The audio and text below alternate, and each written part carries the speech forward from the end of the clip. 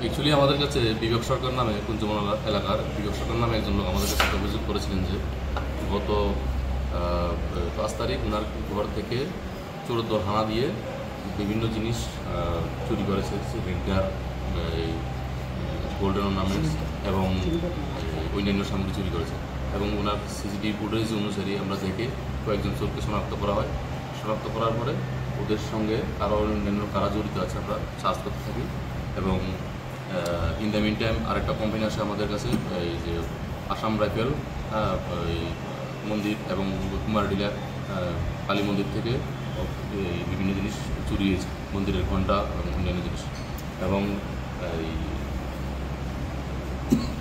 খেজুর বাগান এলাকা থেকে ব্যাটারি চুরি হয়েছে। তো সবগুলি তদন্ত করতে গিয়েছিল আমরা এটা তদন্ত করতে গিয়ে চোরের দলকে আমরা ধরি এবং তাদের কাছ থেকে আমরা এই সামগ্রীগুলি উদ্ধার করি। জলের ট্যাপ উদ্ধার করি, স্টিলের জলের ট্যাপ, ঘণ্টা 3টা, 4টা টোল ঘণ্টা, ব্যাটারি, একটা গ্যাস সিলিন্ডার, গোল্ডেন চেইন, একটা ইয়াররিং 1 পেয়ার এবং একটা বাইসাইকেল উদ্ধার করি। উদ্ধার করার পরে যদিও এইগুলি ওদের স্বীকারোক্তি মূল্যে আমরা যেই ওরা বিক্রি করে যার কাছে একজন নাম হলো গিয়ে রাকেশ সরকার, রাধানগর এলাকার, ওর দোকানে গিয়েই আমরা মূলত এই ওয়াটার চুরির সামগ্রীগুলি আমরা তাদের উদ্ধার করি। এবং আমরা টোটাল মোট 9 জনকে আমরা উদ্ধার করি। রাকেশ সরকার সহ টোটাল 9 জন চোর আমরা গ্রেপ্তার করে আমরা থানাতে নিয়ে এসি এবং আজকে আমরা মাননীয় আদালতে প্রদান করি।